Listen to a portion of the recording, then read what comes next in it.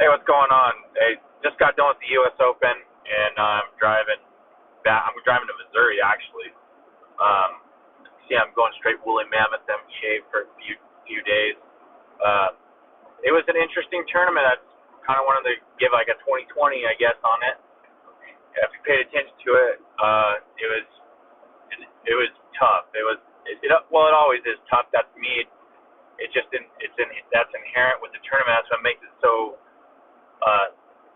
such a mind game and physical. If you tell, like I haven't got much sleep. I've had some equipment issues the last 2 days. So I had with COVID, everything's closed down at a certain time. Well, the night after day one, which I was sitting in 11th at a 240 something boats, which we can get into that here in a second. I had a battery issue. Well, first day one I ran everything down to nothing. Right. Unusual for me. I was sitting on one spot pretty much. We went to two spots. I had two really main areas, and I was on one spot. And on mid is pretty unusual, but there was a mega. It's a mega school anywhere you go. It was hundreds of fish, all bass, all largemouth, smallmouth. Back there for a while. I guess we're getting into day one already. I was going to talk about what happened. Let's go sequentially. So day one, my practice was awesome. Found two really good spots, which I didn't think there was that big a school. I go around, I find 10 to 15 fish in practice, and on a couple of spots. I thought there might be stripers, so I cast in. Bam, they'd be good bass. I mean, real good. Once I caught one spot, I caught like almost a 4-pound smallmouth. Another one on the opposite end of the lake where I found another school. That was like I had a 4, or conservatively a 4 largemouth, just real thick thing, jump and spin me right at the boat. And then I just left. I was like, oh man, those are bass. Might be incredible. So the first day I decided to go to my closest area because I really want to work it over. We went over there, and I mean, we just sat there for literally until the school broke up. We went around. I wasn't on the school at first. I went and hit this point. There's one other guy kind of goes through and leaves. And that's another thing on this spot. There was nobody there. Just that one guy came in real quick, and there's seen maybe 6 other boats like the entire day. It was incredible. Anyway, we sat there, or caught that one on that point, worked our way around, and then I hit another one on top, and then we get to this little spot, and they're just channeling shad in there, and there's literally hundreds of graphs just lit up, like you'd be in, like, if you ever been to Lake Powell with striper boils, where there's just hundreds of fish just all piled in there. It was so insane. And my co-angler partner, he couldn't believe it. Anyway, we pull out a couple keepers there too, and we're looking pretty good. I think we actually got our limit there. We got our limit there real quick. It was I mean that sounds, but there are so many fish there, but there are also so many 11 to 12 and a halfers. It's pretty insane that age class. I said it for last year. There seems to be like a perpetual age or group of fish that are about that size in that lake. But anyway, so we go to another spot that's real close that I had, and I had that real nice smallmouth. Call up. Now my partner's saying, oh, probably got like 10 pounds. He's super excited. I'm like, dude, I've been here on me before. I'm just saying 7.5. So we get done. We get up there, weigh in. It turns out I'm in second place. Well, when I weighed in, I was about 73 or something like that. Took a couple flights in. In the night, I'm 11th, so I'm like, okay, well, I got to get do my little routine. Generator on, charging the boat, because I'm staying at a different hotel than everybody else. That's probably the mistake, but anyway, everything's charging up, and tying in. I go and take my contacts, sleeping, go out there, and I was like, man, that batteries aren't looking too hot, right? Then I get up in the morning, and they're not charged all the way. I thought there's my batteries are bad. So I'm running around. Of course, when I seen them not really charging all the way, it was already 10 o'clock or whatever. All the Walmarts, everything's closed. Of course, you get off the water on the U.S. Open. By the time you get back into town, it's 5, 6 o'clock. You don't have a whole lot of turnaround time at this tournament here. That's a whole nother aspect of how you run your prep time. Anyway, yeah, so I'm screwed. I'm running around. course, they don't have as much in the way of service trucks. There's a Mercury guy there, but he didn't have an extra battery. Can't find anything. So I did crank up the, hopefully run the alternator on there. So I didn't, my mind is screwed. We go to the spot again, and I only pull out I throw in this little top water. I mean, a little top water. People were amazed. Pull out at the end of the day, pulled that out and get 2 keepers, and I fall really hard on that day. Then, so I was like, all right, I got to do something. We're gonna fix this. Get the generator pumping. It's charging this time. The batteries are charging correctly. I got them all. Everything's dialed in. I just needed to retie a couple things. I'm gonna go hit my other school. Make that run, which in hindsight probably I should have stayed with my first school and just really leaned on them because I had a huge day because I was still 50 something spot out of 240, so I was in the top. I was going to be fishing till 5 anyway. That's a long day, man. That's a long day because the way they do it in the US Open, so you earn your time to fish on the 3rd day. So how you do the first 2 days will get you extra time on the 3rd day, and let me tell you that can mean something. But so I get that generator going. I just happen to go. I get a shower because I'm just beat. Come back down, and it's about that time. 9, 10 o'clock. Everything's looking good. I go and tie my stuff up, and the generator dies. My generator takes a dump on me. I have no way to charge my batteries now. So I'm sitting there just shitting a brick. So instead of staying another night at my hotel, I grab all my crap. I throw it in the truck. I run over to the hotel where all the guys are, which is a little ways away. Because you got to stay in Vegas. Plug in. Thankfully, sleep in my truck, get a couple hours of sleep, get it back out there. So we go run to my other spot, and we go hit these other spots because there's somebody on there, some reason. I hadn't seen anybody on there all practice. So we run up and go hit another spot. I, immediately start catching some fish. Nothing, no keeper stuff. Go run and hit a couple other spots, nothing there. They're community holes. So I was like, all right, now let's go back. Go down there. They got that person's gone. Get on there.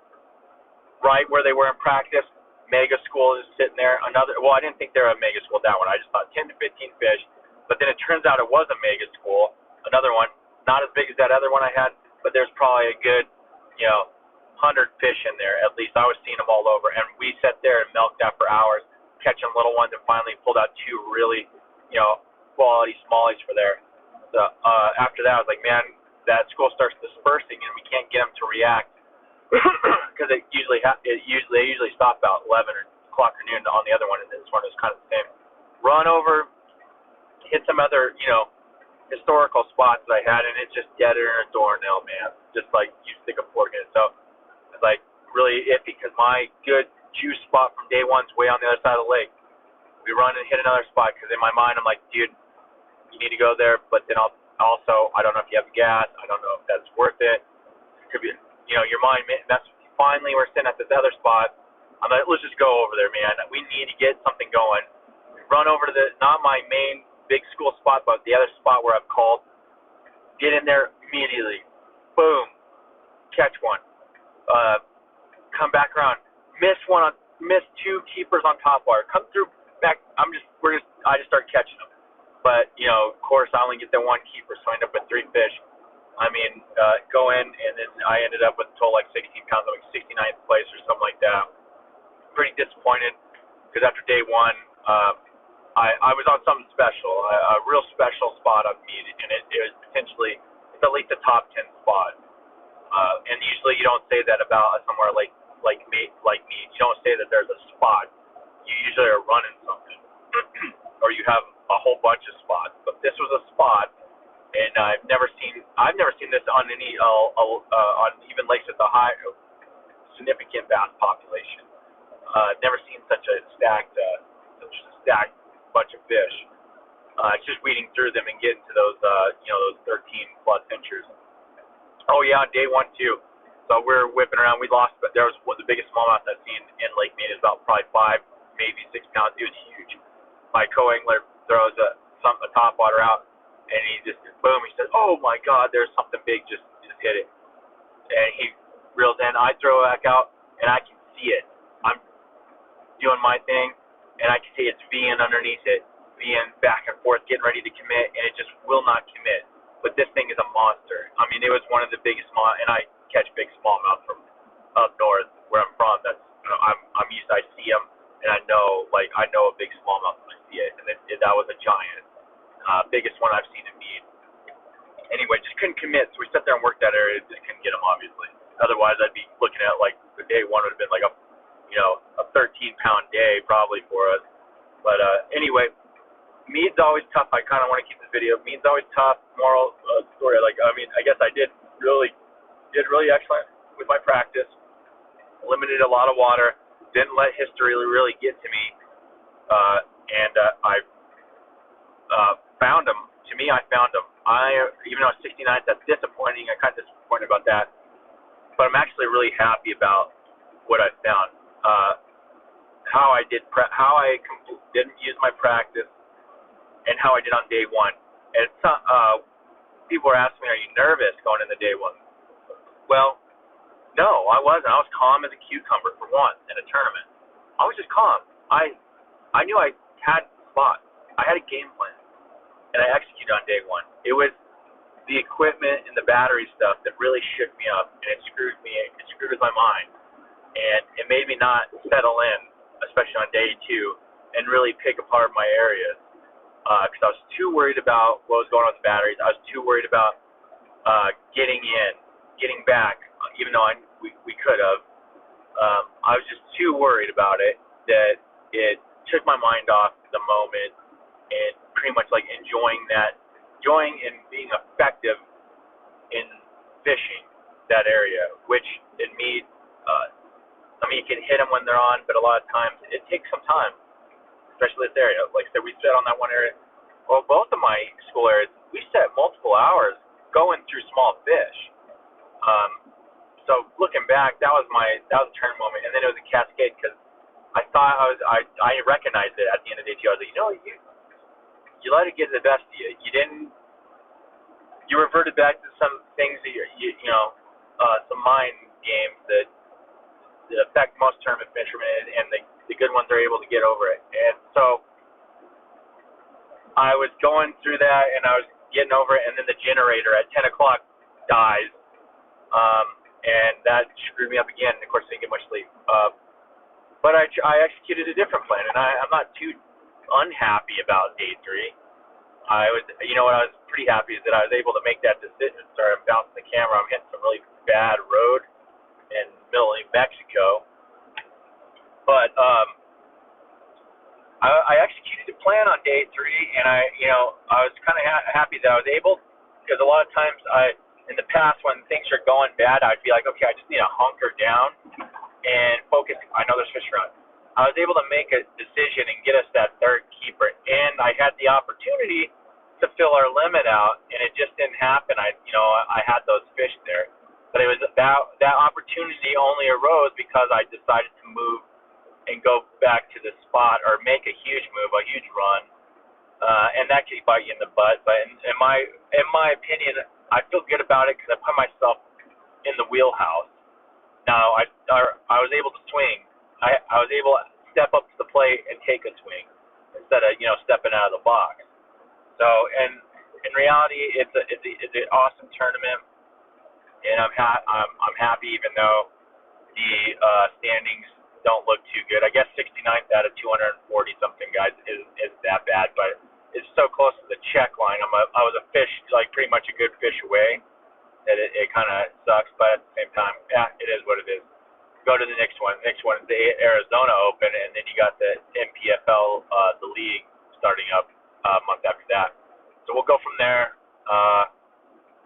We're trying to solicit some sponsorships and do some things like that to help out financially, and to, align with some good companies.